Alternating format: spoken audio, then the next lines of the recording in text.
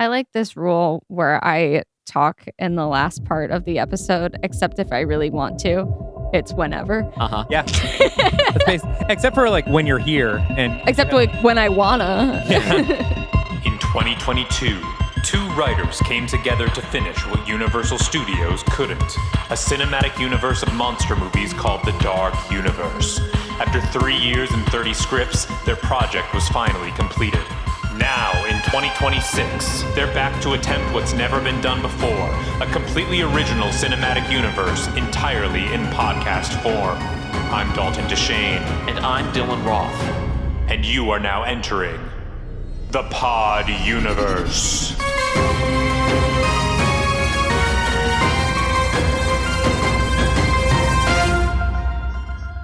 Welcome back to the Pod Universe, the podcast where we're attempting to create the world's first cinematic universe of original sci-fi movies in podcast form, one pitch at a time. You know what this is.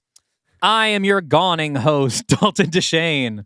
And I am not doing that joke. You're our host. Our AMAB trans Not man. going to do it. You can make that joke if you like. I will not be making that joke.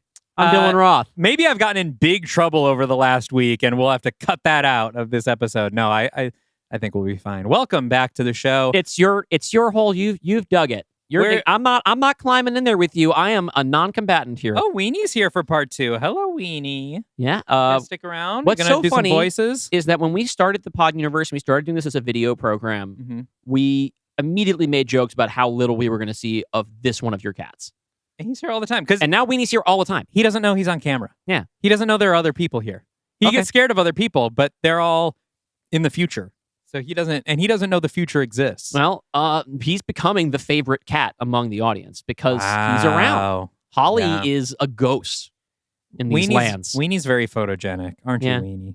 He's a handsome boy.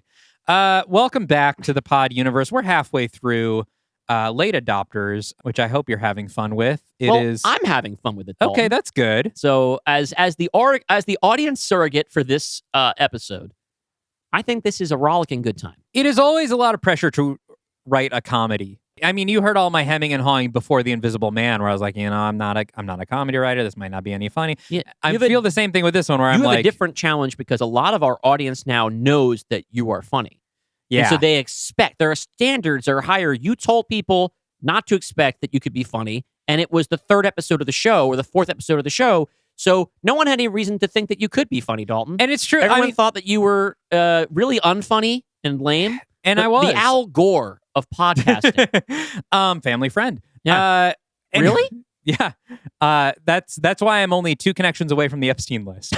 Because I know Al Gore, and Al Gore knows Bill Clinton. So that's my degrees of Epstein. Good night, everybody. Anyway, this one was tough because I sort of decided it was going to be a comedy before I decided what the movie was at all. All I knew was, hey, I'd like to tell a kind of post-apocalyptic thing with this quantum computing article that I read. And I was like, but we should have a comedy in phase 1, so I'll make this one funny. So like, I didn't have the ideas for like the Goners or any of these factions and stuff until I actually sat down and started writing it. And so it is the kind of thing, also because it got so busy. I've been talking about like, there's these 5 factions. We got to get through all of them, blah, blah, blah.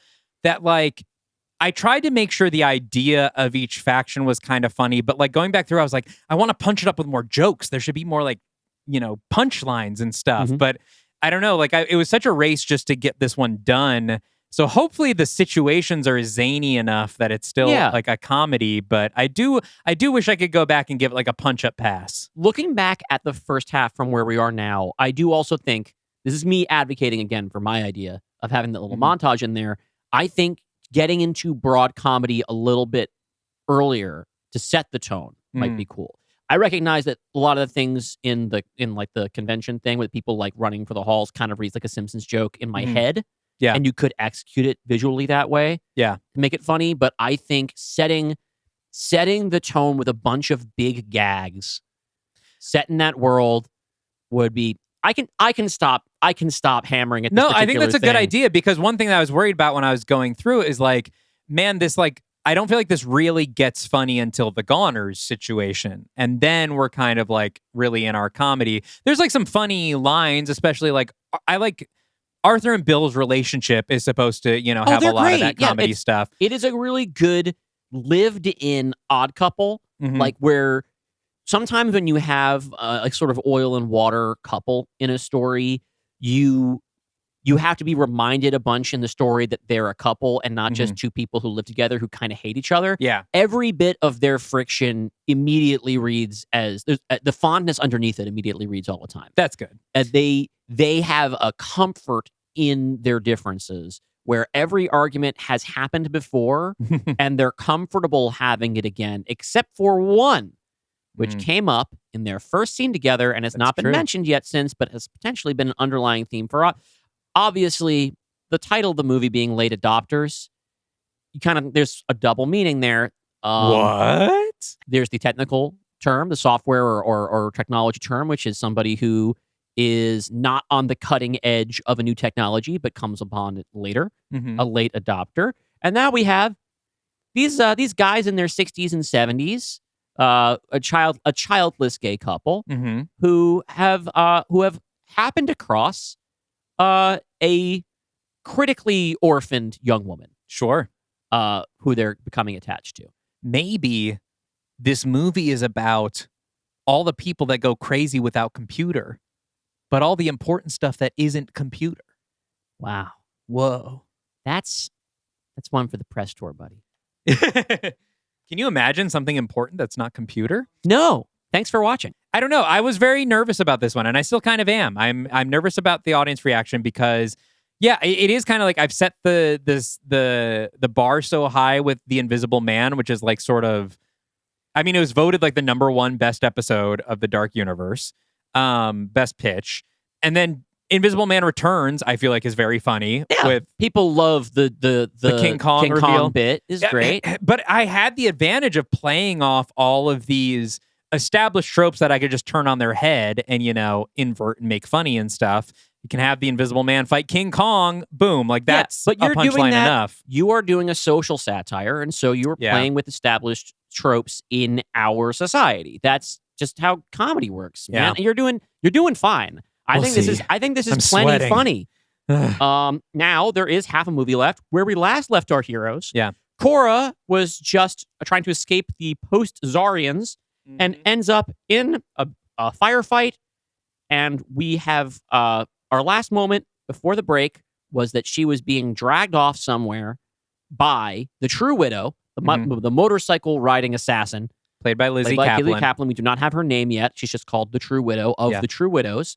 And we don't know what's become of Bill and Arthur. Last we saw them, they were fending off the post-Zarians in the basement. We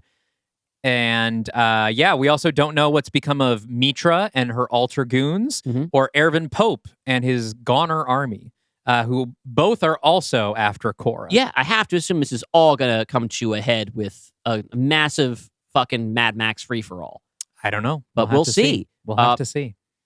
I will also say in this part there that we will have some deleted scenes for the director's cut. I really didn't want to, but was up against the word count, and again with so many threads, it was basically: do I make some stuff deleted scenes? Do I put some action in the deleted scenes, or do I cut some character moments? And the character moments are more important for this one because so much of it is action, action, action. I really had to pace my downtime, because I knew how long this was going to be. So I was like, okay, between these sections, we're going to get a minute of downtime for these characters to talk, and like, I really had to pace that stuff. And so to cut any of it, and I made a lot of that stuff really pay off later. I wanted to make sure, because I had so few moments, that they really mattered.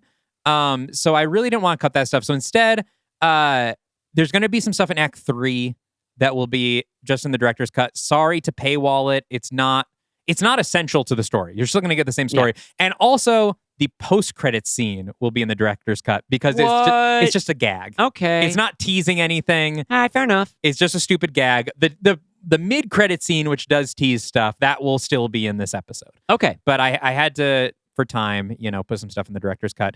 But I don't want to use that to promote the Patreon too much right now, because I don't like paywalling too much of these stories, because that's the purpose of this podcast. Yeah. All right. So with all that set up, Oh, do we know the fate? Where is the little the quantum proof computer right now? It Where did we was last see last being carried under the arm of the True Widow. Okay, She so has it is where our action is right Yes, Cora grabbed it from the Posarians, ran out of the server farm, was taken by the True Widow. She's got the computer. now. Okay, let's hop back in to Late Adopters. Act 2, Part 2. Title card. V0.3, The Widow's Nest. Cora slowly comes to. She's sitting on a cement floor, her wrists shackled to the wall over her head. She blinks and takes in her surroundings. She's in a grand stone chamber held up by massive pillars with golden accent lines spiderwebbing across them. There are no windows. The only light comes from candles. The room is silent, the air perfectly still. In the middle of the chamber are 5 marble caskets on evenly spaced pedestals. The casket on one end is open, its contents, if any, out of sight for us and Cora. The silence is sliced open by a scraping sound. Cora's eyes dart to the wall closest to the open casket. The widow, played by Lizzie Kaplan, sits on a stool, canted back on 2 legs so her back leans against the wall. She's sharpening a knife in her lap, not looking at Cora. The computer sits on the floor next to the stool. Nice place, isn't it? It belonged to Bill Gates. His whole family was supposed to be entombed here, but they didn't want anything to do with them in the end. And then instead of dying of natural causes, he ended up with his guts smeared down a 1/4 mile of I-5. She raises the hand holding the knife, still not looking up. That was moi. I kept the skull so they couldn't identify the remains. Let people think he just disappeared like so many others. That's it right over there. She gestures to the corner nearest Cora. There's a bedpan, its edges crusted with stale piss. There's an upside-down skull wedged in the hole, its brain space hollow and open for business. So, at the end of the day, this did get to be his final resting place. Cora pulls at her chains, terrified. Gwen finally looks at her and follows her gaze to the open coffin. Oh, don't worry. This isn't for you. It's already occupado. The widow's walkie-talkie crackles. Come in, Gwen. Is she awake? Only just. Come on up. She puts the walkie-talkie away and then gets up and takes a step toward Cora. Stay away from me. Whoa. Hey. She puts the knife into a holster on her hip. I know I look tough, but don't worry. You're not on our hit list. We just want to talk. Here. She leans over and undoes the shackles. Cora shuffles back away from her. I'd like to leave now. You're not our prisoner, but please, give me a chance to explain first. The widow, Gwen, crosses...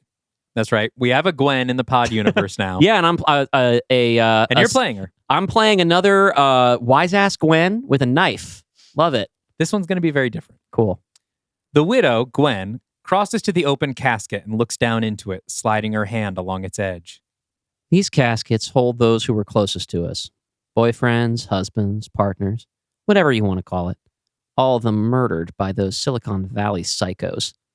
Curious, Cora gets to her feet and takes cautious steps toward the casket.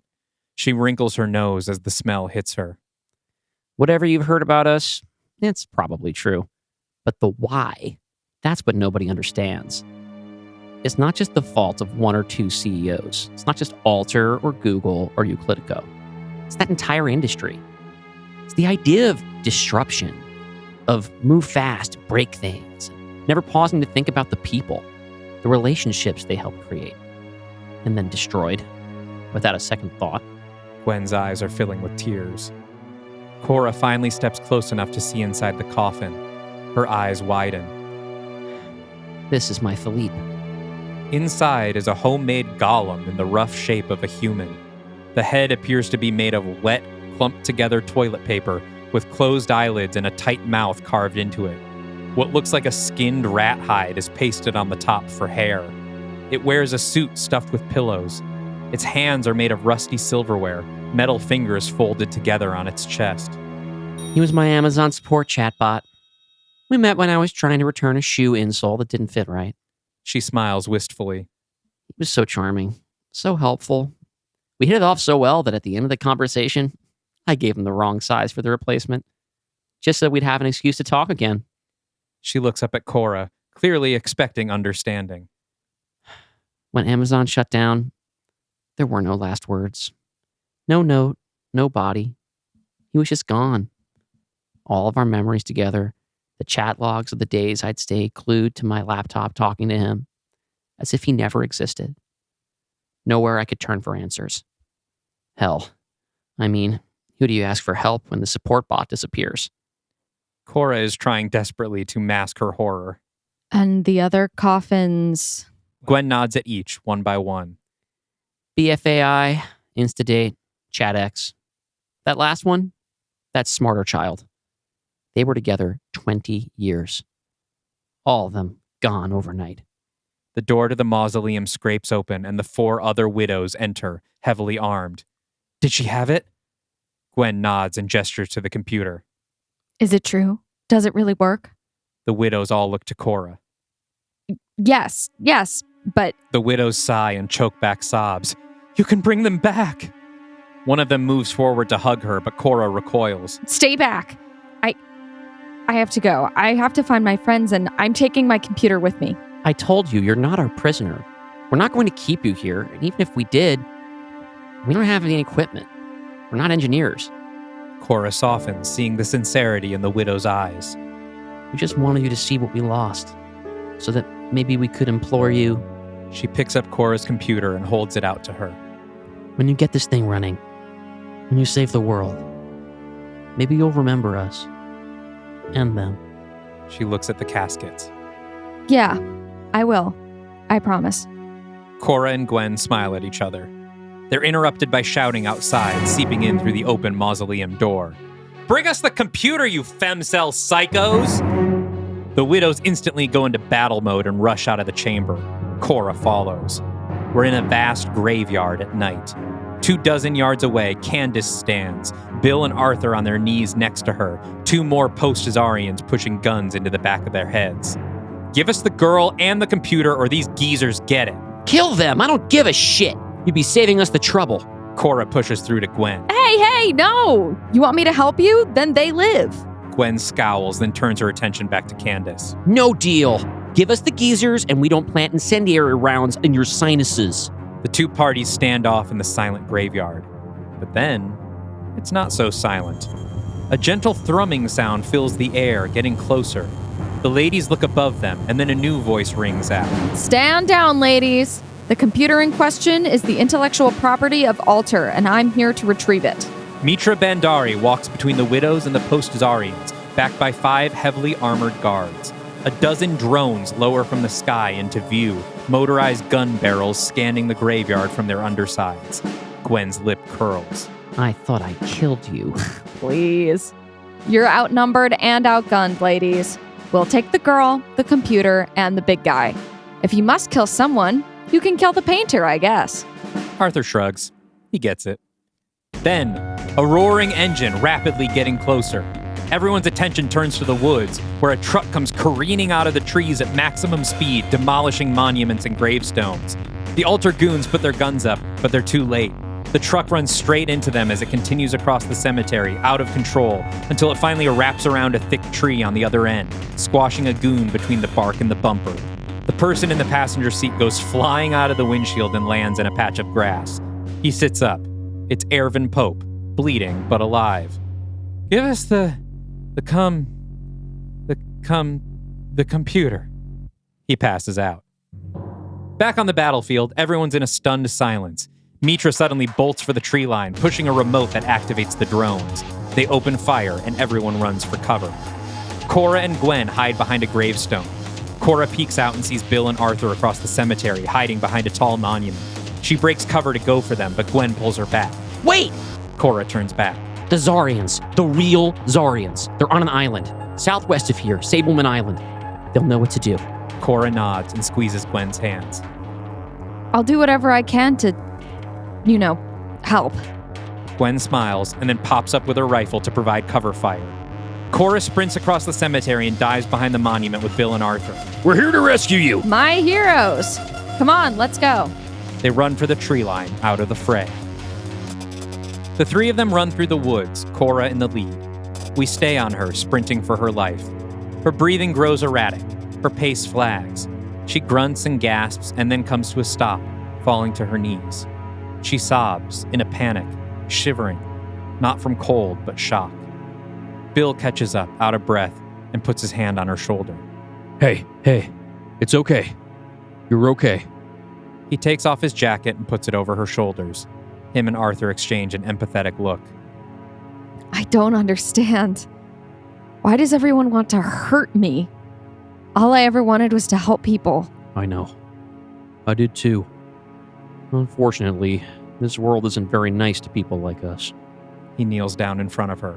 But we really need to keep moving. I can't. I can't anymore. Cora. I said I can't. Bill backs up, taking the message. Arthur comes over and sits down crisscross applesauce in front of her. Cora, have you ever thought about your size? Arthur, I don't know if she... Arthur puts up a hand to quiet his partner. Cora, What? have you ever thought about your size? In a relative way, I mean. If you look at yourself from one direction, you are a speck in an infinite universe. Yet from the other way, you're the large one, looming over a whole world of atoms and molecules infinitesimally small beneath you. You're perfectly medium. We all are. On a large enough scale, everything is simply medium. Your problems are the same. They exist. They're enormous, larger than millions of other people's problems. And you're feeling that right now. But larger things exist. The universe still spins around us. Those problems chasing you through the woods, they can't even be seen from the moon. That feeling inside you right now, it is real, but it is not infinite. It is not all-consuming. It has edges. It has a shape. You can hold it between your hands, just like this. He holds his hands out in front of him, about 2 feet apart. Can you do that for me? Can you hold that feeling between your hands?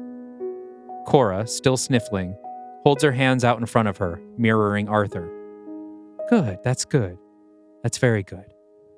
Now pick it up, and let's go. Arthur stands, and after a moment, Cora does too. He puts his arm around her shoulders, and they continue through the woods. Time passes. They trudge through the forest. Then along a ditch that runs next to the highway. They approach a group of a dozen cars abandoned next to the road.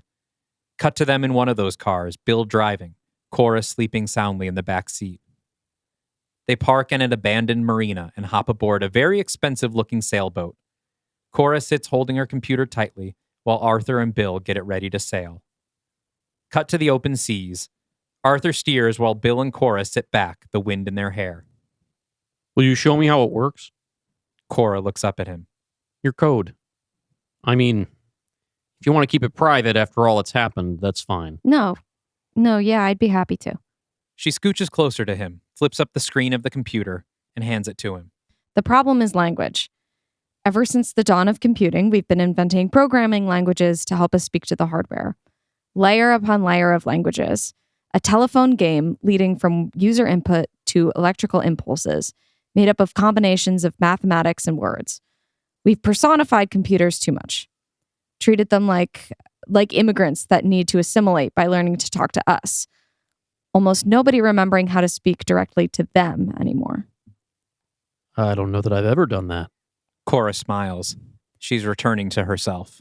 These languages are our weakness. Quantum computers are better at math than any regular computer will ever be, and they speak every language. Even if you invent a new language, it will learn it nearly instantaneously. We have to treat a chip like a chip. So what? Using binary? Cora shakes her head. Arabic numerals. Still language. Then what? Cora points out a tiny switch on the side of the casing, like the power switch of an old Game Boy. She flicks it back and forth in an irregular pattern. Circuits. Manual circuits. Open and closed. Text starts scrolling rapidly on screen. The computer is booting up. Bill's eyes widen. He's clearly impressed. But every bit running manually, one at a time at mechanical speeds. There's no way it could run quickly enough to be practical. Sure. If there were only one. Cora flips a couple latches and the top of the cube opens up, revealing the inner workings. Inside are rows and rows of tiny switches moving back and forth on flat layers stacked deep inside the enclosure. Bill is in awe. Layers of mechanical communication in between digital processing. Quantum networks can't hack it if they can't physically touch it. Good God. It won't fit in your briefcase, but it'll disable an altar car. You're a genius. Cora closes the computer. Someone would have gotten there eventually. Maybe even you. No, I had long given up on trying. Cora studies him. Back at the data center, you said your career wrecked your relationship with Arthur. What did you mean? Bill sighs and leans back, looking at Arthur standing at the wheel. Arthur may not have wanted to get married, but he did want a kid. I did too. It was something we always agreed on. But, life never really slows down, especially in the valley.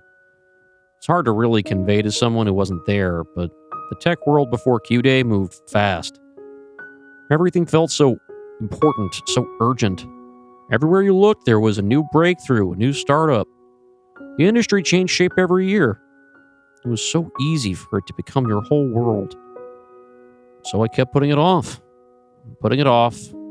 He'd bring it up and I'd shut him down. It's not too late. It is for Arthur. His parents died when he was very young. It had a huge impact on him. It was important to him that if we had a kid, we wouldn't put them through the same thing.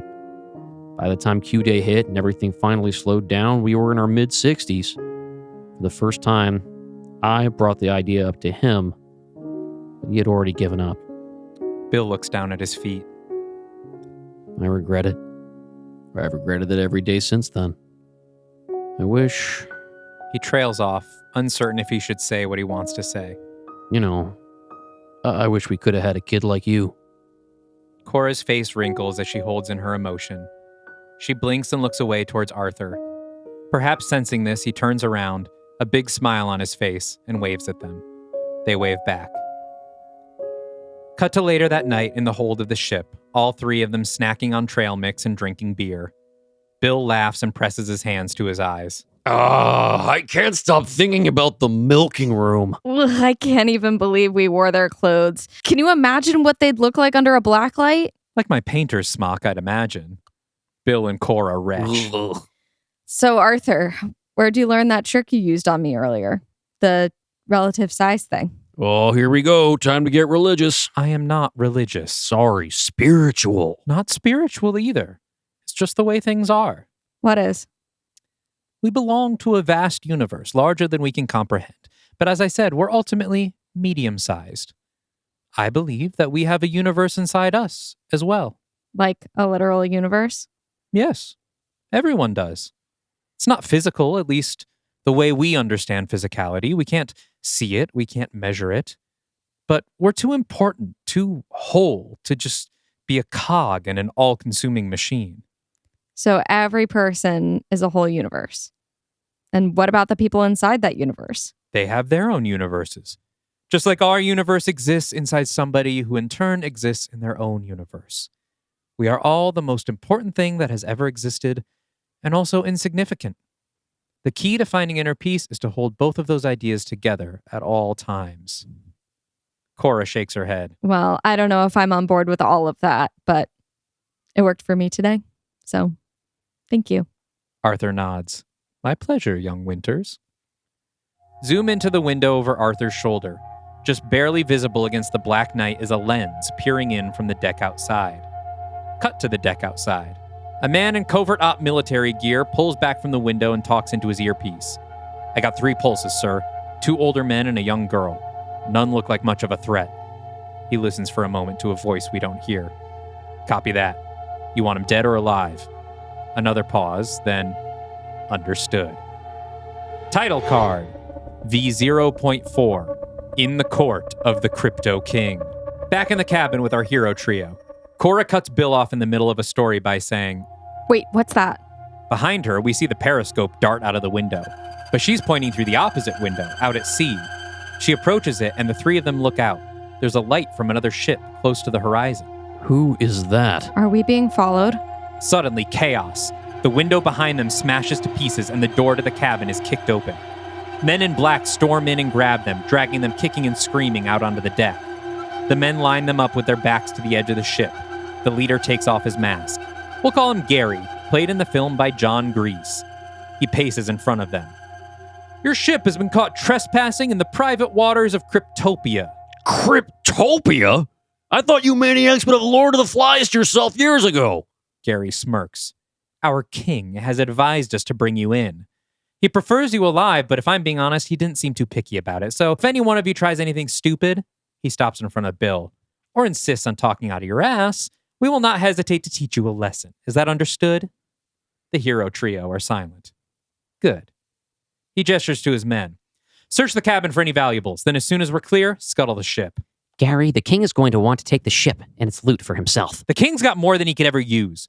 We're doing his dirty work for him, and we deserve to get paid for it. The men go down into the cabin. Cora and Bill look at each other anxiously. They look to Arthur, who just smiles gently and nods as if to say, it'll all work out. The minion returns from the cabin. Not much in there, except this. He's carrying Cora's computer. Not sure what it is, though. Give that back. Gary looks at Cora curiously. I have been through way too much shit in the last few days to let you assholes walk away with that thing. Gary shrugs. Sounds valuable to me. Let's keep it. Cora yells and breaks free of her captor, running across the deck for the computer. Gary grabs her and gestures to his men. Kill the bald one. One of the minions steps forward, raises his rifle, and shoots Arthur in the chest. Arthur stumbles backwards against the railing and falls overboard into the water below. No! Cora is frozen, mouth agape. Now, is everyone going to behave like civilized human beings? Bill is already climbing the railing. He dives over, splashing into the sea. Cut to underwater. Arthur sinks, his arms outstretched upwards towards Bill, who reaches for him. Blood trails out of the hole in Arthur's shirt, clouding the water between them. Bill looks anguished, desperate, swimming as fast as he can. Just before their hands touch, men in black hit the water above Bill, grabbing him by the ankles and pulling him back to the surface. He thrashes and shouts into the water. We see from his POV as Arthur sinks further away. That same soft smile is on his face. He waves to Bill and mouths the words, I love you, before closing his eyes and dropping his head back peacefully, letting the ocean take him. Cut to black.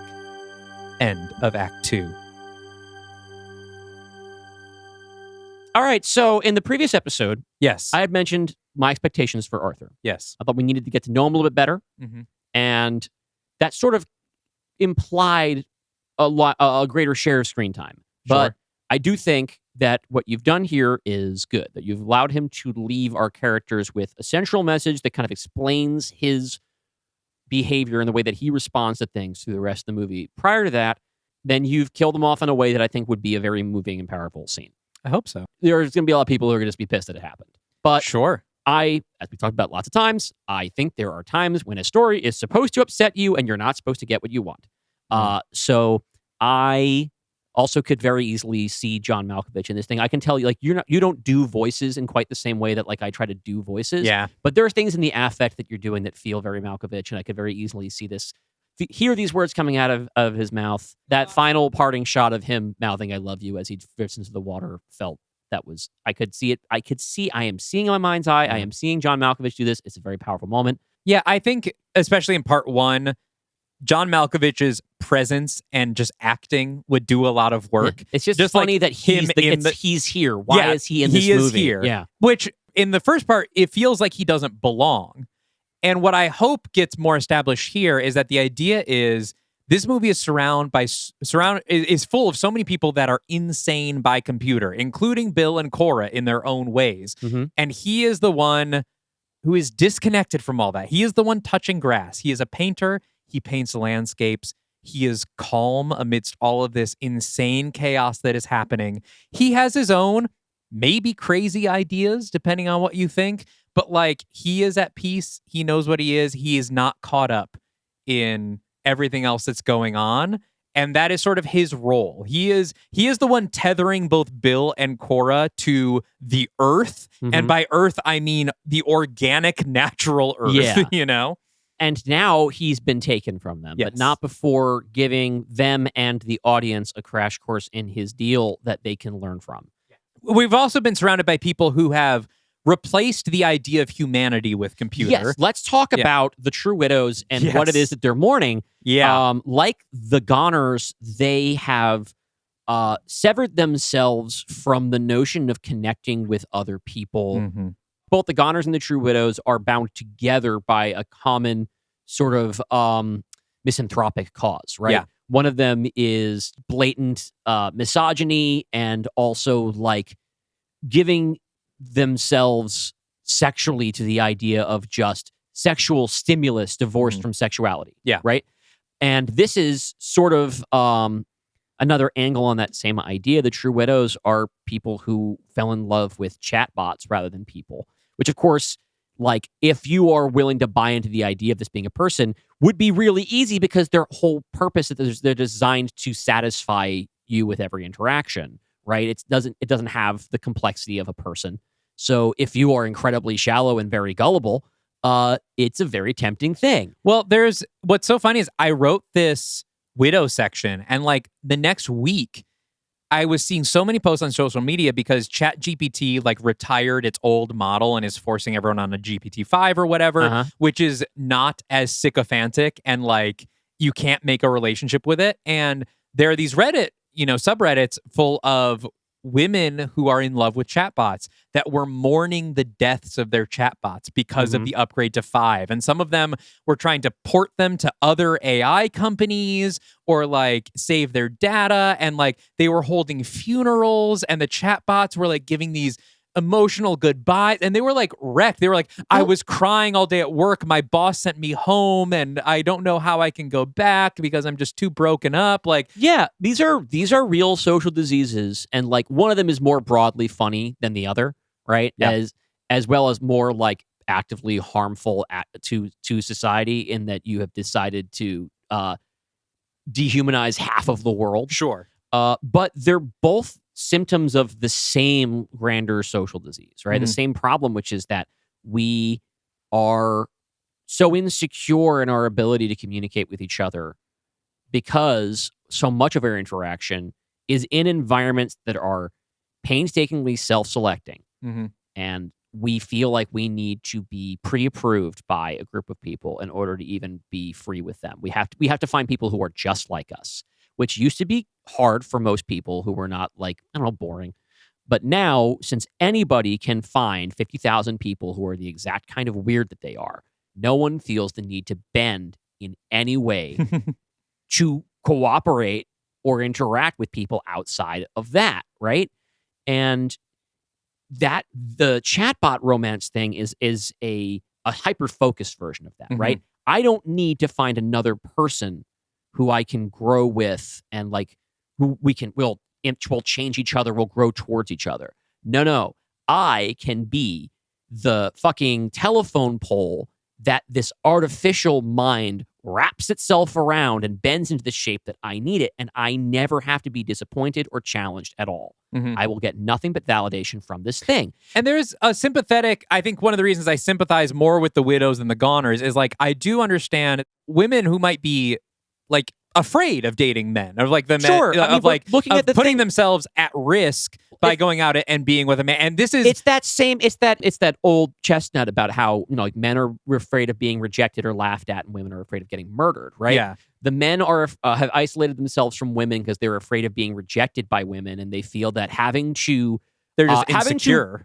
Having to bend in any way to coexist with a woman means somehow becoming enslaved by that woman because he sees any sort of interaction with a woman as a gamifying, like, oh, I have to do this in order to get sex from you. That's just you using me, right? That's fucked, but that is how these guys describe it, right? Yeah. Whereas women are like, every time I put myself out there to try and be romantic with a human man, I'm taking the chance that this guy's going to go psycho and try to kill me if I reject him. And this is something that literally can't hurt me. That will only won't break my heart. Until understand ChatGPT 5 where comes out. It's just like, but it is fucking very sad. It is very sad. And I think you've done a good job of. You don't ever actually make characters make fun of them to their face the way we do with the goners. Yeah. It's kind of implied that Cora is like, oh, you're crazy. right? Candace calls them femcells, but Candace is also crazy. She's also crazy, right? They are all people who act as if the internet is more real than real life. Yeah. And Arthur, like you said, is a character who is, by and large, immune to this. He never bought in. Mm-hmm. Some of us have parents who are not on social media, and in some senses are a lot healthier than us because of this. Not necessarily better informed. It also depends on what TV channels they watch. But, Also, yes, that's sometimes worse. But it all feels like a very fair extrapolation of the world in which we currently live. Oh. And that's how I like my sci-fi, baby. That's good. I'm glad it feels that way.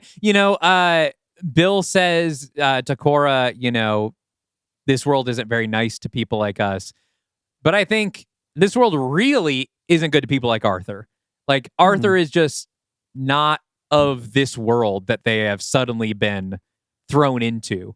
He's not superficial. He's not interested in status. He's not interested in the fake things we give value. Right. And so that world rejects him like a baboon heart. All right. Well, now, May I?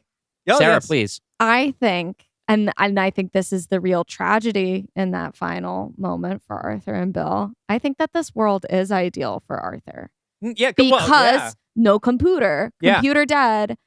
Arthur can just go be in his little homestead with Bill until Bill's old life drags him back into this. Yes. Like, sorry, Bill, it is all your fault. Yeah. Like, Arthur was in this like finally thriving position because of a thing that Bill predicted was going to happen. But Bill is treating this thing that like he was predicting as happening as the end of the world. And in many ways it is. But also I think Arthur is that like little ember of realization that no, if computer go away, it's not the end of the world. Yeah. It is the end of one type of world. And these freaks who have all like lost their mind have lost their mind because they can't conceptualize world without computer. Yeah. But Arthur is the type of person that like you can look to for hope of world without computer. But yes, then when he is dragged into all this insanity, he is tossed aside like garbage. 48 hours ago, his biggest problem was that he was sick of salmon. Yes. But like, he wanted a kid. Yeah, and he wanted a kid. And he had been happy since Q Day, even though his husband had been fighting tooth and nail to stop Q Day from happening. Right. And then, as soon as they get dragged back into that world, Arthur eats it. Yeah. Here's where I think is one piece that's missing from this. Okay. Arthur's rejection by this world currently is arbitrary. They don't know him to know why they're throwing him away. Sure. I think if you want that to be the message of his death, I think that there has to be something more deliberate about why he is the one who is executed. Right now, they haven't heard him talk about any of this. He hasn't said a word to them. He's not in these conversations. I think that wraps it up in a really nice little bow in a way that could be satisfying, but I think it is maybe just as satisfying to like not have like, oh, the literal, like they know this thing about Arthur, he doesn't fit in this world, so much as just like this world is one that rejects humanity. And we see that with the Goners and we see that with the True Widows. And so like even subconsciously, they're able to execute and be rid of the most human. Like, I don't think it even needs to be something that they're fully like, oh, I disagree with you ideologically. It's just like, I feel human. I feel humanity. Kill it. Yeah, he doesn't fit in the natural order of things anymore. Then I think he needs to say or do something. I will say that like, it doesn't have to be he gives his manifesto and they say that's stupid. I think we need to see his puts final his act, humanity on the line. And he needs to, like, we have a moment earlier in the movie where he puts his body in front of Bill, in front of Bill, yeah. But it needs to be something like that. Could have done something I want like that, a final moment of simple compassion from him. That would be nice, someone witnesses, and maybe without even commenting on it, there's an implicit disgust. Right. Could it be, I feel like this is usually what happens towards the end of the episode rather than here, but could it be that he tries to save the computer for Cora, and not even because like he likes it or understands it, but because he knows it matters to her, that instead of her saying, no, you give that back, he tries to get it back. I was actually just thinking maybe Cora runs for it and he stops her. Like he that pulls her works too. back. That works even better. Because he wants to save her. I will say there was an earlier version of the scene. I was waffling back and forth for a while on the Crypto King thing, whether the Crypto King would know about the computer and that's why he was specifically targeting them, or if it was just they were in the space of his island and trespassing, and so they bring them in. And I ultimately decided the way things worked out was the latter. But there was going to be a time where they're here for the computer, and so it was like, oh yeah, this guy, he doesn't have anything to do with this stuff. Kill him. Like, he's the one that's expendable, which has kind of been mentioned a couple times through it. Nobody wants Arthur. No one cares about Arthur. Like, he is the one that's expendable because Bill knows about quantum stuff. Cora invented it. Arthur's dead weight. And so that was going to become more literal here. But I do think the happy medium, would be if he goes to stop Cora, but they still want to punish Cora for attempting it. And so they're like, all right, kill him, Yeah. Kill the one that saved you. Yeah, that works. I also think that having it just be that they wander in is totally fine. Everybody else has been hunting for them. Agreed. We're at a certain point in the movie where I'm trying to remember what there was a writer or story editor for Pixar who posted at one point her list of like 12 good rules. And one of them was that coincidences can only hurt your character after the first act. Positive coincidences can help set up the story, but once you get later in the story, coincidence should only raise the stakes. They should only complicate things. I like getting to this point in the story where so far everyone has known what they're doing, and now a new wrench is thrown in. Yeah. And as we'll see in Act 3, it ended up making more sense for them to have no idea as we go into sort of what our big ending is going to be. All right. Well, I think we should get to the big ending, Dalton. Okay, let's do it. Act 3. The black bag is yanked off of Cora's head, submerging her in blinding sunlight. She's outdoors on her knees at the bottom of a set of marble steps. They lead up to a garish, modernist complex, all floor-to-ceiling glass and curved wooden walls. Not exactly a mansion, more like a tech campus and business casual. The stairs are lined with men in what used to be business attire, but has long grown dirty and ragged. They stand with their heads bowed, miserable. The armed agent who took Cora's bag off continues down the line. Next to be unmasked is Bill, looking haggard, his eyes distant. The next person is revealed to be Candace, looking wild-eyed and furious. Past her, Mitra Bhandari, calm, serious. And finally, Ervin Pope, his confidence shaken, fearful. Welcome to paradise. At the top of the steps stands Felix Honeyman, played in the film by Tim Blake Nelson. He's dressed in a crisp blazer, arms spread wide. A plastic SSD enclosure is affixed to a chain around his neck. This is Cryptopia, a haven for entrepreneurs who value privacy and freedom from restrictive tax. Hey now, is that Ervin Pope? He trots down the steps to Ervin. Oh my God, it is Mr. Q-Day himself. I thought you were dead. I'll be honest, Ervin, you're not exactly popular around these parts. Cora notices that all the servants are glaring at Ervin. But don't worry, they won't touch a hair on your head unless I tell them to. And to be honest, I'm still a fan. See, you took all the chaos that had sprung out of the blockchain and simplified it. Before Q-Day, this place was on the edge of falling apart. An island full of multimillionaires all thinking they were the hottest shit since Gordon Gekko, peacocking around thinking they should be the ones in charge. He holds up the SSD around his neck. Well, now we know who's really in charge. The real futurist. The one who saw your grand announcement and immediately knew what it meant. The one who flew straight to Euclidico's door the day QFACT was announced and spent the next 12 hours hacking every crypto wallet on the planet. I wish I had a camera. This would be a historic photo. The former richest man on Earth with the current. Even if my fortune dwarfs yours by about 20 to 1. Ervin speaks up. You're delusional. Crypto has no value anymore. What good is digital currency in a post-digital world? Post-digital for now. You know as well as I do, Ervin, the valley moves in cycles. All this quantum nonsense will get figured out sooner or later, and then this little drive will be worth more than America's GDP. Gary? Gary steps forward. Did you find anything else on their ships? No, my lord. The ships were lost in the raids. Felix squints at Gary. You're telling me your team recovered nothing at all? Not even a Keurig? Gary's men exchange a glance. That's correct, sir. Sorry, boys. Guess the coffee shop is still closed. If you must blame someone, blame Gary. Come on, bring our guests into the Satoshi Hub. I want to show them what we've built here. The prisoners are led into what looks like the lobby of a hotel built exclusively for seeking arrangements meetups. Printouts of hideous NFT artwork hangs on the walls. There are too many foosball tables. The furniture is sleek and flat in a way that herniates your spine if you look at it the wrong way. There's an original Beeple over there, designed exclusively for Cryptopia.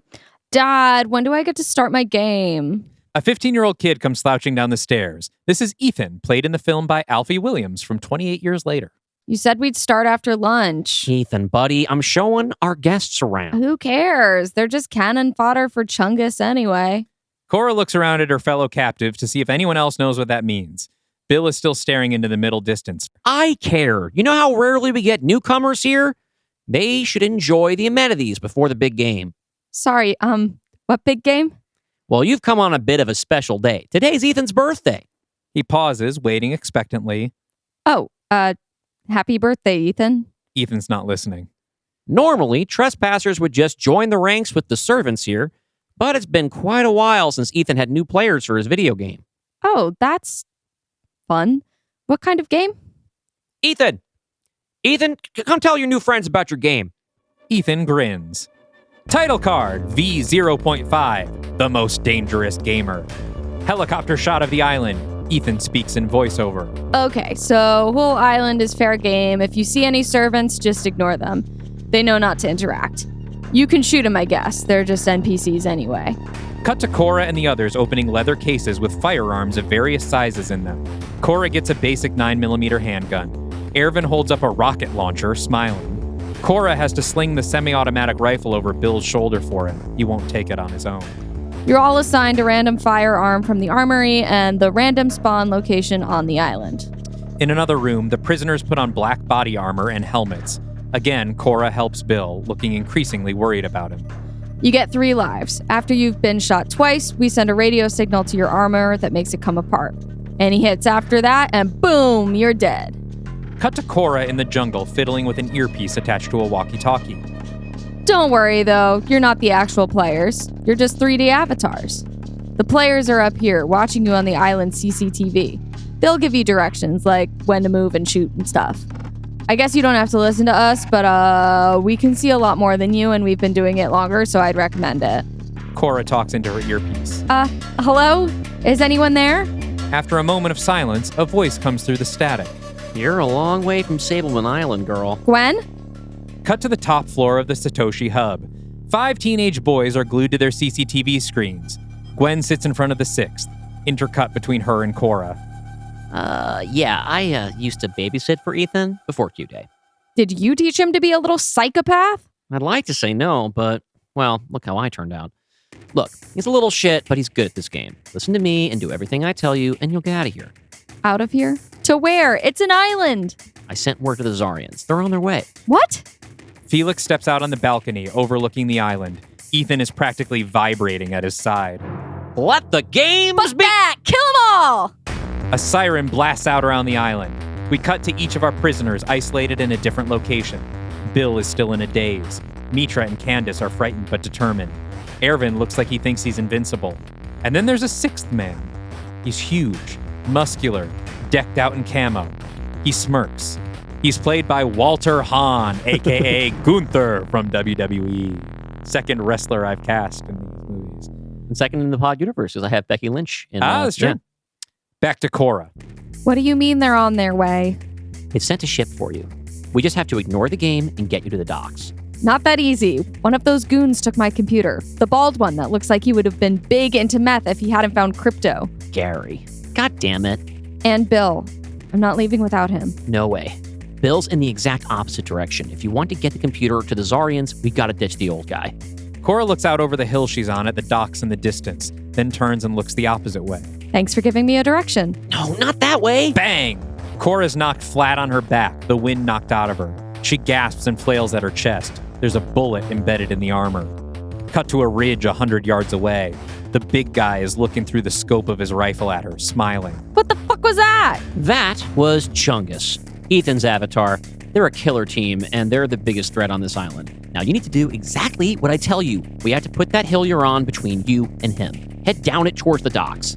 Cora's watching Chungus from behind a boulder. No, I can make it. No, Cora, you can't, and your armor only has 1 hit left. I've got speed on my side. She makes a break for it, leaning into a full sprint. Bang! She's almost immediately blasted on her back again, gasping for air. Unseen clasps on her armor disengage, and it falls off of her in pieces. The helmet breaks into quarters. She tries reattaching it all, but it's useless. Cut to Gwen, eyes closed, sighing in her chair while Ethan pumps his fist and shouts obscenities behind her. Cora is back on the boulder, looking rattled. Okay, we do it your way. Okay, here we get to the deleted scene. I am so sorry. I had to cut Ervin's plot line man. I know. Why would you show me this if I can't have it? So here's what happens. Ervin gets out there with his rocket launcher, and all the servants start following him because it's their fault. It's his fault that they lost their fortunes. So even though they're not supposed to touch him, they are going to follow him and tear him apart limb from limb. They literally, it doesn't matter about the armor. They rip his head off his body and go chanting with his limbs through the forest. The nitty gritty details in the director's cut, but that's what happens. Okay. I'm sorry. Cut to Gwen, watching Cora advance through the jungle on her display. Okay, we're coming up on a gap between cameras. You'll be out of my sight for about 5 seconds, but the coast looks clear. We see Cora disappear past one edge of the screen. Gwen flips to the next camera, and there's no Cora. Cora? Cora, what's going on? Cut to Cora. Mitra stands behind her, gun to Cora's head. Drop the gun. Cora does. This has gone far enough. I'm taking you back to Mr. D, and then I'm getting out of this fucking universe for good. Okay, I'll go with you. Just please, can we get Bill first? He's not worth the trouble. You're barely worth the trouble. I swear to God, if I have to fight off one more complete psychopath. She's cut off by a scream of rage. Candace has come charging out of the trees, wielding a machete. You leave our savior alone! Mitra instantly pivots and fires her gun, putting 2 bullets in Candace's forehead. Cora takes the opportunity to grab her gun and dive for cover in the trees. Mitra turns to see her running off. Fuck! And then we'll cut back to Ervin for his final death scene, just to break up the action a little bit. Cut to the kid controlling him, throwing his earpiece at the window. Fuck this game. I don't want to play anymore. We pan to the kid next to him. Yeah, my guy won't even do anything. He doesn't even have the earpiece in. Cut to Bill sitting on a stump at his spawn point, his rifle slung over his back. Bill? Bill! Cora comes running through the trees. She kneels next to him. Bill, come on, man. Snap out of it. He was right, you know. Right about what? A whole universe died with him. I felt it happen. Bill, if you stay here, you're gonna get killed. I know that. I'm not stupid. But I'm old. I'm alone. And I'm a failure. My life added up to nothing. I couldn't stop the end of the world. I have no family, no husband. An anonymous, violent, stupid death feels just about right. Shut the fuck up. I'm right here. Hello? The daughter you wish you had? Remember that? And I need you. Right now. We have to go stop the end of the world. He looks up at her, his blank stare gradually replaced with a grim determination. He gets to his feet and is immediately blasted in the back of the helmet by a bullet. He falls forward onto Cora. Over his shoulder, she sees Chungus on the hill above them. Oh, fuck. We need to go. Gwen in her ear. Shoot back! Shoot back! Cora fires into the trees. Chungus takes cover.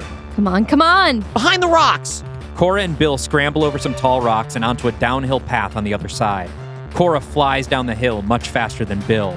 A shot rings out and Bill shouts, falling to the ground, his armor falling loose all around him. Cora turns to call for him, but the distraction makes her slip on some gravel. She tumbles off the path and falls head over heels down a steep embankment. Cora! She reaches the bottom at top speed and her head collides with a rock. Cut to black. Fade in as she comes to. Chungus is standing over her, smiling. We can hear Ethan yelling in his earpiece. Tell that bitch she just got mogged by Chungus and the Skull Collector. Chungus repeats, You just got mogged by... A huge rock cracks him in the back of the neck. Chungus falls to his knees, revealing Bill standing behind him. He grabs the stunned Chungus by the chin and twists his head fast and hard, snapping his neck. Bill extends his hand to Cora. Let's go stop the end of the world. A brief pause. Okay. You know how thick Gunther's neck is? Yeah. Even John Goodman. John Goodman's a big guy. He's not going to snap Gunther's neck. I don't buy it. Okay, he shoots him in the neck or something. He's got to pick a different way to kill him. It's just not happening. I guess he shoots him between because the armor is flawed, right? It doesn't cover every inch of their bodies. He shoots him in the back, in like where the spine meets the brain. Yeah, I'm just saying, Gunther, big guy. Big guy. I just don't think that's happening. There's a reason the 15-year-old named him Chungus. Yes. Back with Ethan, who also throws his earpiece, then gets up and shoves the kid in the seat next to him. What the fuck, Kyle? You cheated. My guy wasn't even listening to me. My dad took a Bitcoin off his ledger to pay for this, and I didn't even get to play. It's my birthday. You're supposed to let me win. He shoves the kid again, this time hard enough to send him off his seat to the floor. The kid springs back up at Ethan. Felix shouts from across the room, Whoa, cut it out. Gary, take the kid for a walk, will ya? Gary gets between the two kids and pulls Ethan back by the shoulders. Come on, Eth. You win some, you lose some. Gwen watches all this carefully. Gary leads Ethan out of the room. Kyle joins the other losing kids in the corner. Felix rolls his eyes and looks out the window. Okay, I'm going for it. Gwen sneaks out through the door Gary and Ethan went through. They're ahead with their backs to her. Ethan is crying. She slips off her shoes and sneaks silently behind them. Hey, it's okay, bud. Your dad'll get you a new Chungus. He'll be back to collecting skulls in no time. Gwen shoves Gary with one hand while nicking the gun from his holster with the other. She points it at the back of his head. I got one you can start with. Ethan backs up, wide-eyed, hands up. Gwen considers him for a moment, then gestures to the staircase. Go. He does. Gwen turns her attention back to Gary. I hear you have something that doesn't belong to you. Cut to Cora and Bill. They're approaching the Satoshi hub from the rear, guns ready, on alert. Cora scans the high windows. Okay. She said the third window from the right. As if on cue, a knotted rope unfurls from that very window down to the ground. Gwen sticks her head out. She's got the computer in her hands and a smile on her face. Come on up. Cut to the upstairs room as Cora and Bill clamber inside. Gwen returns the computer to Cora. Thank you. I owe you one. One Philippe, if you can. I'll do my best. Gwen checks her watch. The Zarians should be arriving now. We gotta go. They hurry down the stairs to the main lobby of the hub and then out the front doors. They freeze. The steps are lined with servants blocking their path. The ones in the middle step aside to clear a sight line down the stairs. At the bottom, Felix stands with Ethan at his side. What have you got there? Cora puts the computer behind her back. Gwen looks out at the docks in the distance. A sailboat is approaching. Whatever it is must be pretty valuable. Tell you what, first person to grab it for me gets an extra 2 Bitcoin post-queue. Gwen and Bill draw their guns. The servants are coiled and ready to charge. Felix grins. Wait! Cora steps forward and flips open the display of her computer. She types a few commands and then flips it around to show the servants the screen with Minesweeper on it. They all gasp. Computer! The ones closest to her fall to their knees. She advances and more of them gasp and recoil. Some of them reach out, not quite touching it, afraid to damage the delicate thing. 3 down, 4 from the right. Click that one, please. One man looks like he's brave enough to make a lunge at her, but 2 others hold him back, shaking their heads. If I could just play a bit. Just a couple of moves. The 3 of them continue down the stairs. Cora brandishes the computer like a talisman, parting the sea of men. What are you doing, you idiots? Grab it! Grab it and I can finally redistribute your money! Some of them look at him with untrusting eyes. Cora gets to the bottom of the stairs, grabs the SSD around Felix's neck, and tears it off. She throws it to the ground, grabs her gun, and shoots it. Then she turns back to the crowd of servants. You're free. They charge for Felix and Ethan. Cora, Bill, and Gwen walk away toward the docks. At the bottom of the hill, they get to the gate that leads to the docks when they hear a voice from behind them. Stop right fucking there. They turn to find Mitra, bruised and bloody, twigs in her hair, but her body armor still on. I've had it with you, little girl. You're coming with me right this second. Gwen steps between Mitra and Cora, but Mitra doesn't hesitate. She shoots Gwen square in the chest, and she flies back into Cora's arms. Gwen! Cora lies her down in her lap, Gwen gasping and twitching. Get up. Set her down and stand up or I shoot the old guy too. Cora looks at Gwen. Gwen nods. Cora sets her down and stands next to Bill. When I make a move, you run. No, she'll kill you. Doesn't matter. I finally found my way to make a difference. He puts his arm around her and gives her a gentle kiss on the head. Then he steps in front of Cora and raises his rifle, shooting before Mitra can react. It hits her in the armor, but the armor stays on. Mitra fires 3 shots. One hits Bill in the shoulder, one in the chest, and one in the arm, but he doesn't go down. He just cocks his rifle again. Go! Now!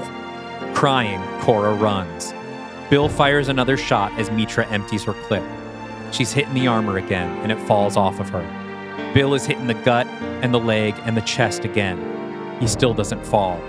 He takes a few lurching steps towards Mitra as she reloads, his face a snarl of determination. Cut to Cora running down the dock toward the sailboat, tears streaming down her face. A woman climbs down off the boat in the distance and rushes toward her. Mitra reloads in a panic. Bill cocks his rifle again and lifts it with weak arms. His shot goes wild. Mitra lifts her gun and fires all 6 shots into him. He falls to his knees, but doesn't tip over. He cocks his rifle one last time, lifts it with one arm, and fires. The shot goes straight into Mitra's jugular. Blood sprays out in an arc as she reels from the shot. She falls onto her back, bleeding out into the dirt. Bill watches until he's sure she's dead, and then with a soft smile, falls face down.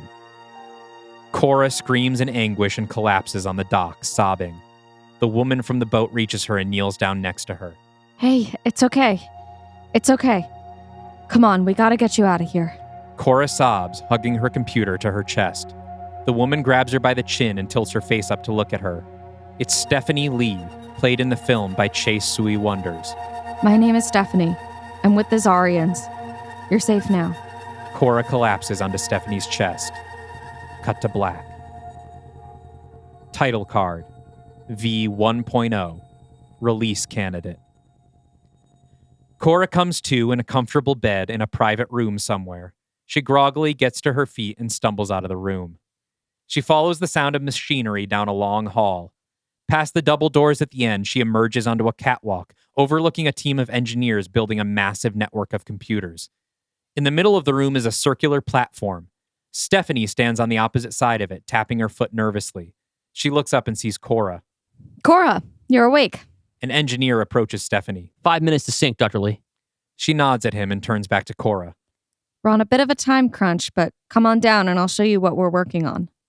Cut to Stephanie walking Cora through the room. What is all of this? What did he mean by sync? Well, I'm going on a little trip, and I don't know when or if I'll be back. Wait, what? Don't worry. Zarya will be back tomorrow, and she'll make sure both you and your device are taken care of. Zarya. The real Zarya. You promise you actually know her? Stephanie laughs. Too well. And to tell you the truth, she's not too happy about this little experiment here. Cora spots an engineer carrying her computer and plugging it into the giant network. Wait, what are they going to do with it? What's going on?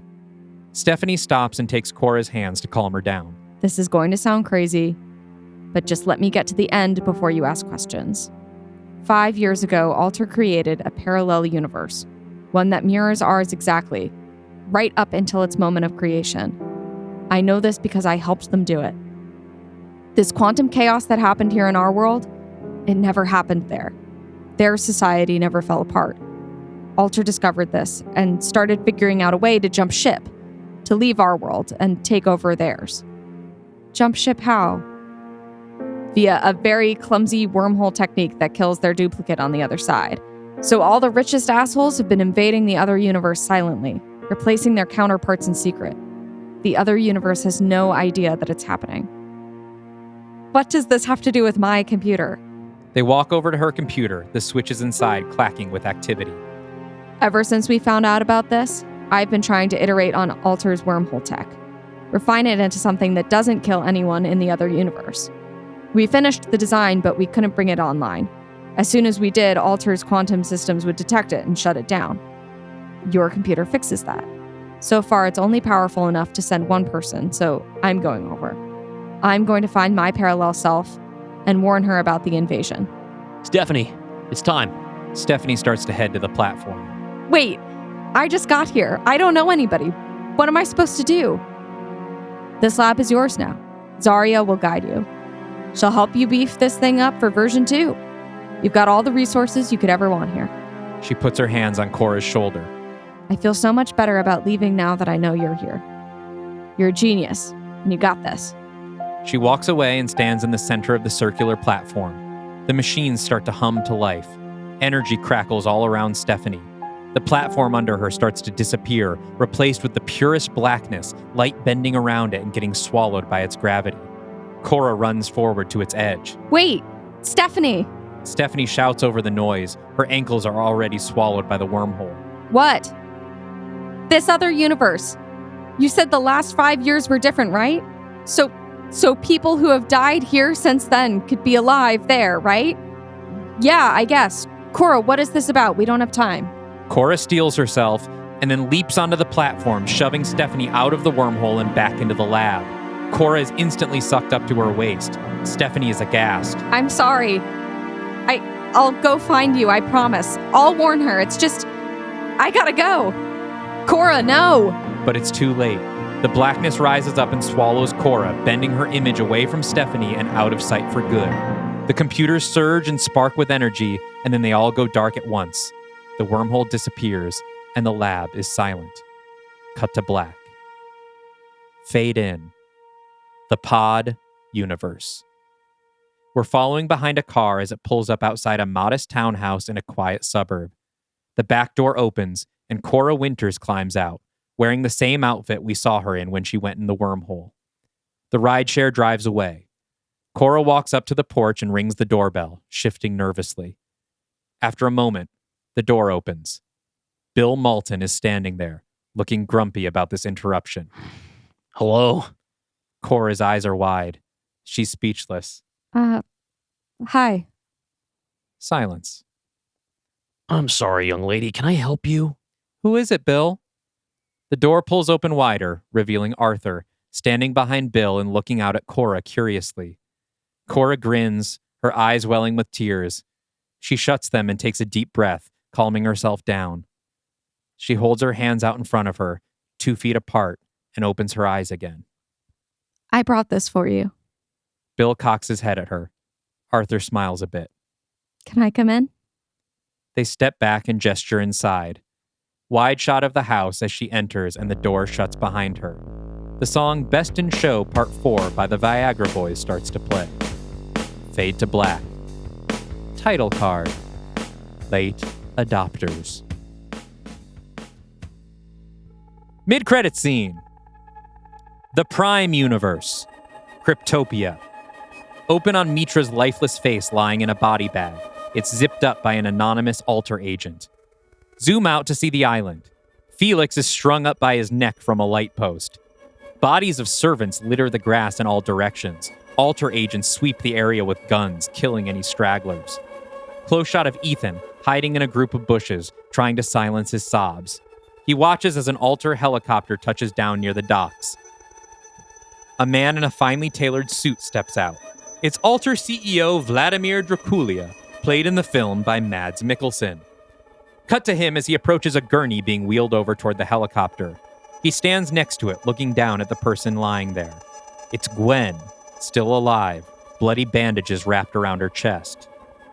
Ah, a true widow. We meet at last. I was hoping you'd be the one on the stretcher.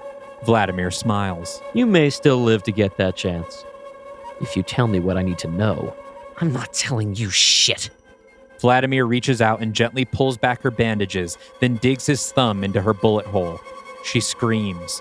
He leans down close to her ear, putting his whole body weight into that thumb. She seethes. Where are the Zarians? Cut to black. All right, Dalton. That's late adopters. Yeah. All right. So let's talk a little bit about I guess what we really got to unpack here is the way that you're setting up more stuff for War of the Worlds. Yes. Again, it's time for us to be doing that. Yeah. You did, in fact, as it was predicted, you introduced, I should say, Prime Stephanie, who we haven't known much about her, except that she didn't come to take over her pod universe counterpart. And it turns out she's working with the Zarians, although we still haven't met Zarya herself. No, we haven't. That's Perhaps true. in War of the Worlds, Perhaps. we may. But we had talked, we set up some stuff about Prime Stephanie way back in Pod People. We sort of implied that she was not allied with the people that she built this universe with. Yeah. We knew that she didn't come to the Pod universe. I feel like we pretty well implied that she was part of some resistance movement. Yeah. And now that's confirmed. Yes. She's been iterating on her own wormhole tech that she helped create. Mhm. Or, well, I guess she helped make the quantum tech. Sure, but she was involved in all of that. She was involved so in all of it. That seems totally plausible. And now to she me. has a way of moving over that does not kill the counterpart. But she does not go through. She does Instead, not. our universal traveler, multiversal traveler, or whatever, is Cora, Mhm. who goes back for the selfish but understandably so reason of trying to reunite with her 2 new dads. Yeah.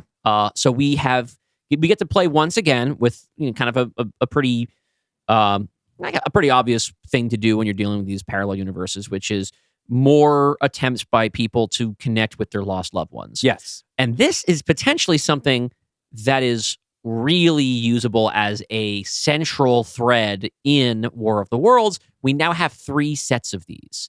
Yeah. We have Vincent and his late mom. Yep. We have Caitlin and Grant. Mm-hmm. Computer Grant, presumably. Mm-hmm. And now we have Cora and Arthur and Bill. Yeah. And we also, well, I guess we have Alano and his lost love, although she's not alive anymore, but he does kind of have this hanging over him in a larger way. But yeah.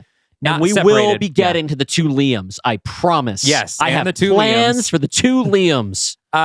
Stay tuned for War of the Worlds. So yeah, this does set up some stuff. I wrote about half of this before I knew what the ending was going to be. That's very unlike you. It really was. I mean, I knew the set piece. I knew it would be the most dangerous gamer, but I didn't know because the ending of this is very Children of Men, right? With it to the point where I even specifically ape the part where they come down the building with the baby, and everyone's like amazed seeing the baby, but this time it's Minesweeper. This time it's funny, and I gotta say, I love Minesweeper. Yeah, I also love Minesweeper. And one of the things that sucks about today's world is that you can get Minesweeper for your phone, but you have to pay a subscription to play it without constant ad interruptions. We're talking about Minesweeper here. It was free the first time. That's in shitification. I feel like I mean I haven't tried in a really long time, but before Tetris was Minesweeper for me, and I had a free version that was working. I bet you can find it for free, and that was in college, so not long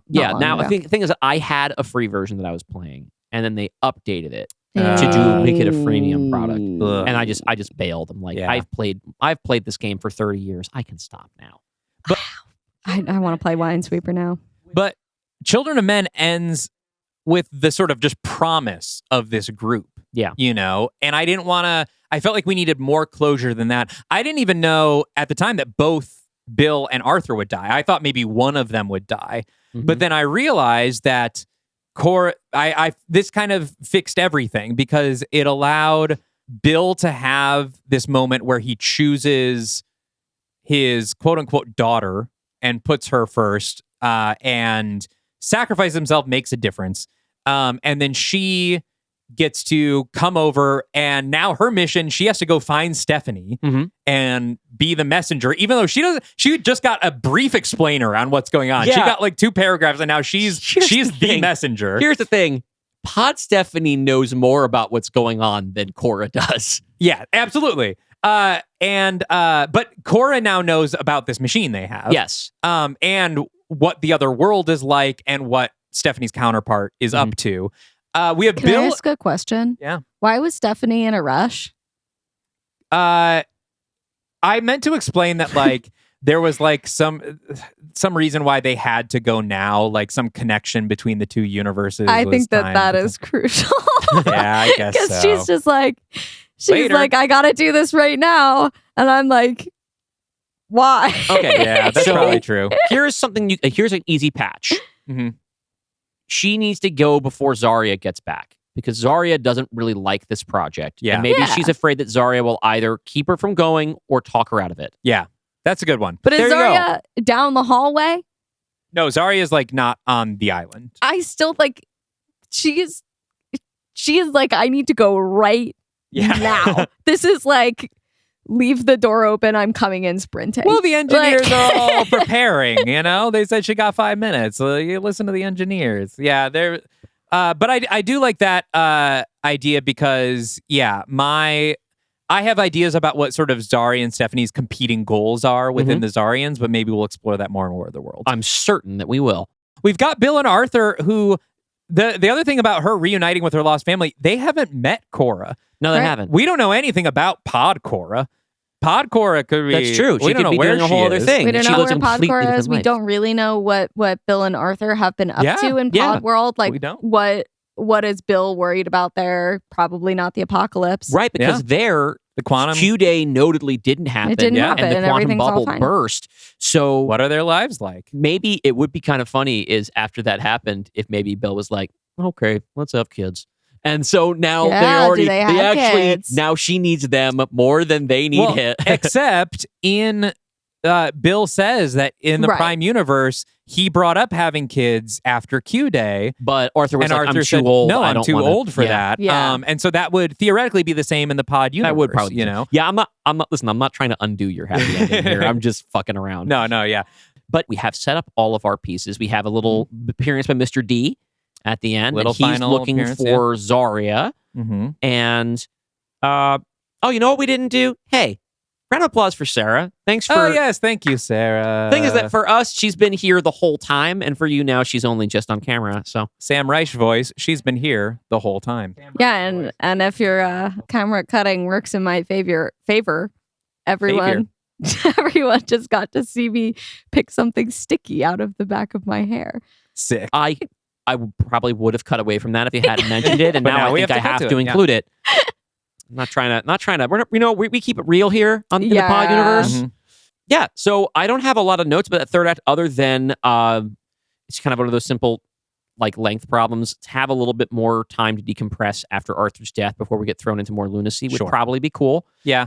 But a little more time. I don't like time to process after a death. Want to keep going. Should I talk to a therapist? Yeah, a little more time with the crypto stuff maybe would be nice, but I had to get us onto the island. There was definitely I had it's to rush through a lot of But beats here. we get pretty quickly right into the big action climax, which is Yeah. super fun. Shout out to the movie Gamer Yeah. with Gerard Butler. It is fun. It is the kind of thing where I think that you have wisely stacked the characters, having them appear in the order of who is the most to least interesting. I don't end up feeling bereft of time with Felix No. and what's his name, the kid. Ethan. And Ethan, I feel like we have just enough We have time just to get enough to with know them. what their deal is. You did a great Tim Blake Nelson, by the way. Thank you. That was I a didn't. good Tim Blake I Nelson. wasn't sure I had that one in me until I started, but he is. That was good. You gave me a couple roles that were actors who already have pretty broad affects, so that was pretty cool. You do well with actors who sound like Simpsons characters. Yeah. That makes sense.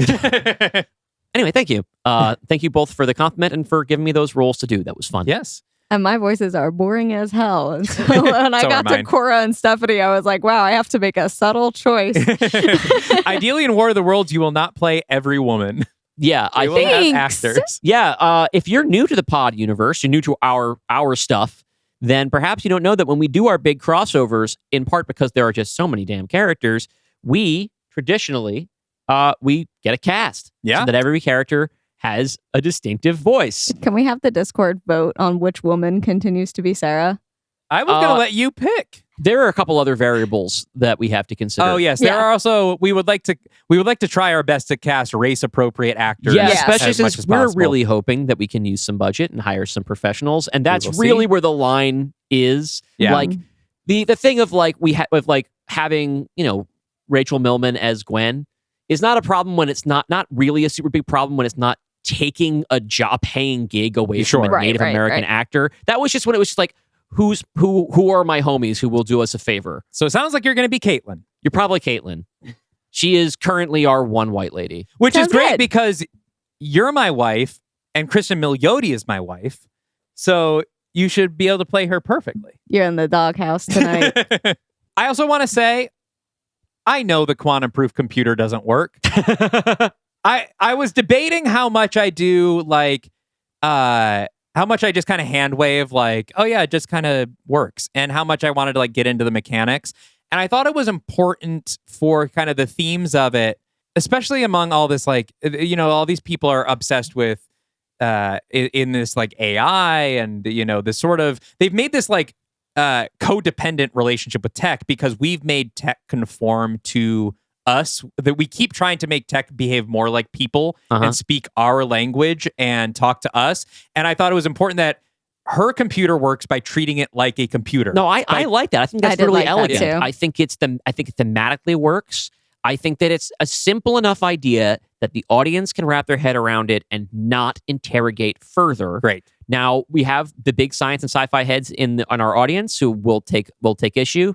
They can debate it in the Discord. And that's that is fine. I think that it serves the purpose that we need it to do in the story. Yeah. Our quantum computing stuff in our fiction is already a little bit fucked. Yeah. So it's not as if this is the moment that we stop being scientifically accurate. Sure. It's also because if Dalton and Dylan wrote sentences any more complex than the ones I'm already looking at, we would be recording until 2 a.m. Yeah. Just So 20 it's a takes. gift to me. Yeah, we've been amount of technobabble that we have per episode a lot higher this time than our last show. Hopefully, hopefully it's not I necessary. feel like it's always me.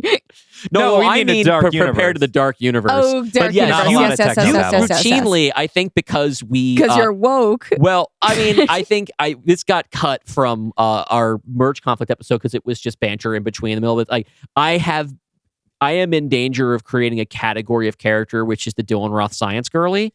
You both are because you're both woke. And so every time you have to have like a non-evil scientist, you're like, what if a scientist was a woman? Whoa. The scientist was a woman. Yeah. And that's how you know that this is sci-fi. This is a fantasy. We now have Cora. We now have Stephanie. We have Caitlin. But we also have Justice Smith.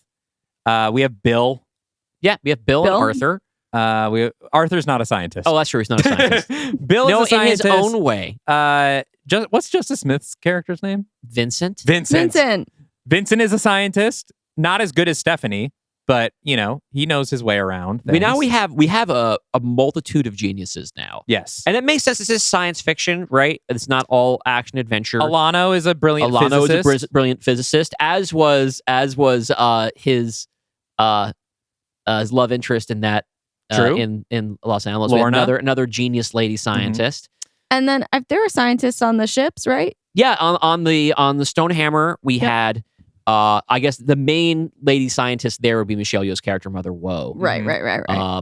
So mostly those were people. Those were grunts and fighters. I'm really interested to see how Stonehammer comes back to haunt us, or does it not? Hey, me too. We have. I know how this. Hey, the Stonehammer is not a throwaway. Okay, but I will say this, and this was on purpose. When they made Phase 1 of the Infinity Saga, for example, they didn't have the whole thing mapped out in their heads, right? And they didn't think that, for instance, had the cultural clout to gamble $200 million on Guardians of the Galaxy when they were making Thor, right? We know that we're doing a longer story. We know that we have a lot of on-ramp to do it. I do not feel that it is necessary to completely pay off last Flight of the Stonehammer in War of the Worlds. We are working on a longer track. Yeah. However, that does not mean that we do not have plans for Last Flight of the Stonehammer to figure into War of the Worlds. Beepo was the real villain all along. Yeah, Beepo is Dracula reports to Beepo. Right. That's going to be the big what reveal. we're leading up to. Well, that's all we've got until Late Adopters. So let's talk about our next guest until War of the Worlds. Let's talk about our next guest episode because we can tease it. I'm so excited for this one. We've been trying to work this out schedule-wise for a while. Our next guest on the show will be comedian and actress Taylor Ortega, who you might know as she plays the old Hollywood alcoholic ghost Joan on the CBS sitcom Ghosts. Mm-hmm. She was Nadine on Welcome to Flatch. She shows up in various Paul Feig projects. Our Discord is probably most likely to know her as Shigo from the live-action Kim Possible movie. She is a popular gift set figure. And an old friend of mine. And so I'm excited that she's going to come on the show, and she will be pitching us a take on a movie we both love, Robert Rodriguez's The Faculty.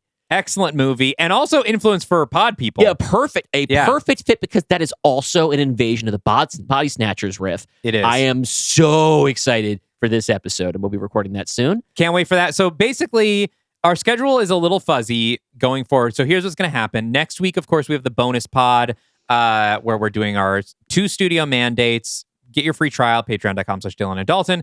In 2 weeks, We will have the faculty guest episode. We will probably then 2 weeks after that have another guest episode. Yes, I have something lined up. I will announce it later because we don't usually I do. Oh. Yeah. Do I know about this? We talked about it. Okay. So 2 weeks after the faculty, we'll have another guest episode. And then, God willing, 2 weeks after that will be War of the Worlds Part 1. Maybe not. I mean, here's the problem we're running into. Dalton and Sarah are getting married. Yes. Right around the same time that War of the Worlds was on our schedule. And Yes. that's a lot to put on your plate. So here's the thing that we were thinking about doing. And you guys can tell us what you think of this idea.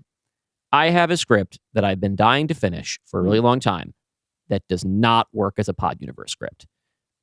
My collaborator on that project, Andy Webb, who is a filmmaker and actor who you guys heard as the voice of Vale and as the psychiatrist on Dark Legion Hell on Earth, we were thinking that he and I could come onto the show and basically do an episode with the script that we're working on. It is a sci-fi romantic comedy. The idea basically being, you guys still get the show for those 2 weeks where we're doing that script, but you two get to take a break and go get married. Go get married. A little extra wedding gift for you guys. Some time off. I like this idea a lot. If you also like this idea, you have to. You have to. I think that we've just to give us a little bit more runway for War of the Worlds and for romance and love. We have to see how timing works out, how the schedule lines up. But I think basically once we're wrapped with this, we're going to start work on War of the Worlds. We're going to do our planning episode ASAP, and we will get writing. And we would be working on these concurrently. I would really love to have most, if not all, of War of the Worlds written before we get married. But that also, the production cycle on that is longer because it's usually a longer script. A lot of scoring. There's a lot of scoring, and we want to do a yeah. cast. And we really like to nail it on those, especially since that's potentially a big on-ramp for folks to get on the show. So we've been posting monthly schedules, by the way, on Instagram and Blue Sky, and we're actually now on TikTok. Follow us at the Pod Universe on TikTok. Yeah, we had one go off. We had it. My mummy pitch from the last guest episode kind of super popped off on TikTok very unexpectedly.